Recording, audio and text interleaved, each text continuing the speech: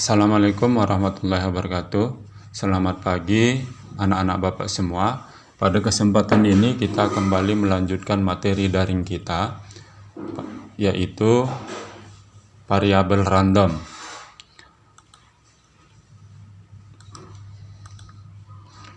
Misalkan kita melakukan suatu percobaan melempar 3 keping uang logam secara bersamaan. Maka dengan demikian kita akan mendapatkan ruang sampelnya itu ada 8. Ruang sampelnya itu meliputi angka-angka, kemudian angka-angka gambar, angka gambar angka, angka gambar-gambar, gambar angka-angka, gambar angka gambar, gambar gambar angka, gambar gambar gambar.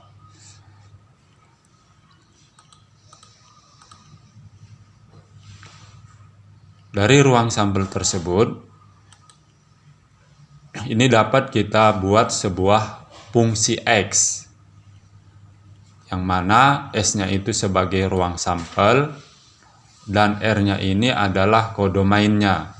Kode mainnya itu adalah 0, 1, 2, 3. Dari mana kita dapatkan 0, 1, 2, 3 ini?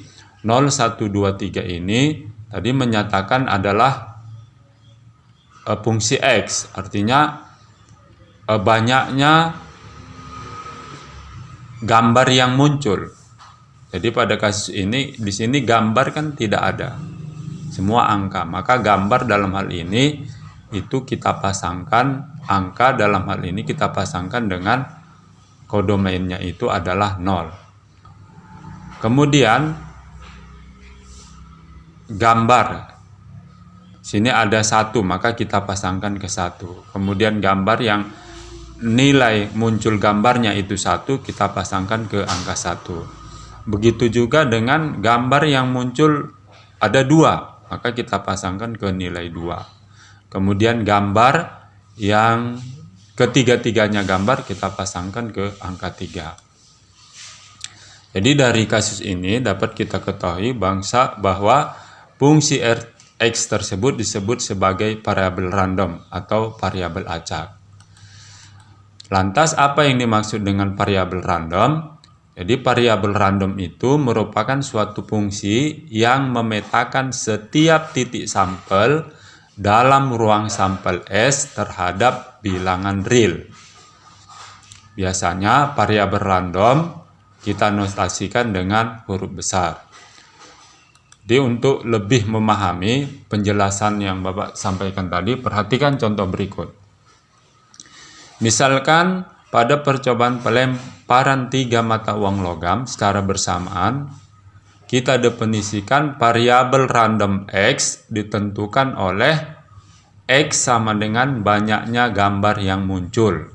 Jadi tentukan X-nya, kemudian peluang X sama dengan 2, kemudian peluang X sama dengan 1, kemudian peluang X sama dengan 0. Kemudian yang berikutnya itu peluang X lebih besar sama dengan 0, lebih kecil sama dengan 2. Tadi kita sebutkan bahwasanya X-nya itu adalah banyaknya gambar yang muncul. Jadi ruang sampel pada pelemparan 3 mata uang itu ada 8. NS-nya itu 8, yaitu angka-angka-angka, angka-angka gambar, angka gambar angka, dan seterusnya. Jadi XS-nya itu, ini tadi XS-nya adalah, X itu menyatakan banyaknya gambar yang muncul. Jadi banyaknya gambar yang muncul, itu kemungkinannya adalah 0, ini seharusnya 0 di sini ya. 0, kemudian ini kan tidak ada gambar ini. 0, kemudian 1 ini, kemudian 2 dan 3. Jadi Bapak ulang lagi. XS-nya itu adalah 0, 1, 2, 3. Kemudian peluang X sama dengan 2, berarti banyaknya gambar yang muncul 2. Banyaknya gambar yang muncul 2 itu adalah AGG, GAG, GGA. Berarti dalam ini ada 3. Berarti 3, ini kan ada 3 buah. 1, 2, 3. 3 dibagi NS-nya itu 8. Berarti 3/8. Kemudian peluang X sama dengan 1. Berarti gambarnya itu 1. Berarti ada 3 juga, yaitu AAG, AGA, GAA. Berarti 3/8. Kemudian peluang tidak ada gambar, berarti semua muncul angka. Berarti dalam ini 1/8. Kemudian peluang X lebih besar 0, X lebih kecil sama dengan 2. Berarti kemungkinannya adalah AAA, AAG, kemudian AGA, AGG, GAA, GAG. Berarti 7/8. 7/8. Ini ada satu lagi nih. Atau boleh juga kita tuliskan peluang X lebih besar sama dengan 0, lebih kecil sama dengan 2. Berarti sama dengan P-nya itu X sama dengan 0. Kita mulai karena ini X-nya sama dengan 0, berarti pakai sama dengan, maka kita mulai dari X sama dengan 0 ditambah peluang X sama dengan 1 ditambah peluang X sama dengan 2. Tadi peluang X sama dengan 0 yang di atas tadi yaitu 1/8. Kemudian X sama dengan 1 3/8, X sama dengan 2 3/8. Maka kita jumlahkan semua 7/8. Atau boleh juga caranya seperti ini. Sekarang kita lihat contoh yang kedua. 2 buah kartu dipilih secara acak dari dalam kotak yang berisi 5 kartu bernomor 11, 2, 2, dan 3. Jadi ada 5 kartu, akan kita pilih 2. Jadi variabel randomnya X itu didefinisikan sebagai jumlah nomor kartu yang terambil. Jadi pertanyaannya adalah tentukanlah XS-nya.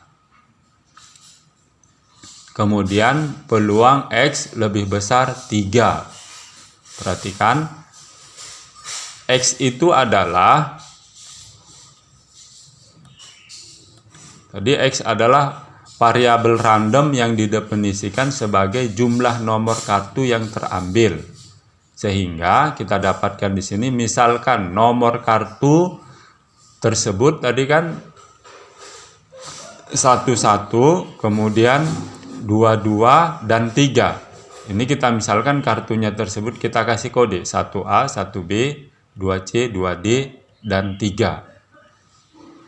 Ini ngapa kita buat seperti ini? Agar dapat kita bedakan antara yang nomor 1 dengan yang nomor satunya lagi.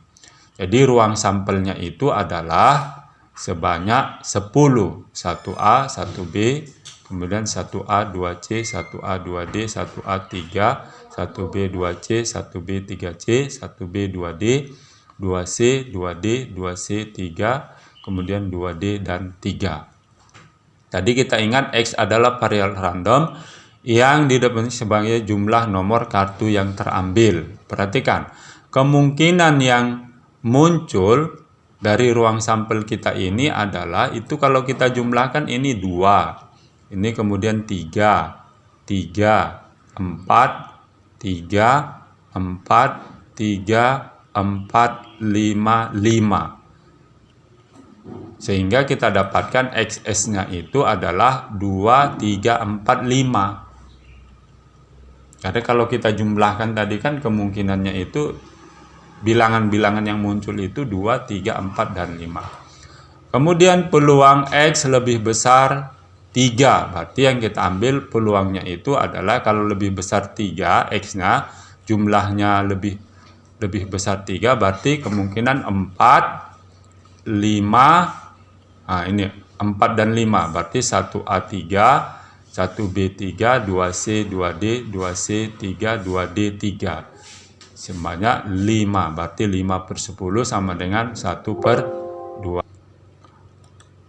Atau boleh juga dengan cara yang kedua, atau P peluang X lebih besar dari 3. Peluang besar dari 3 tadi, berarti kita mulai dari X sama dengan 4 dan X sama dengan 5. Berarti yang 4 ini, peluang X sama dengan 4 ini ada 3, yaitu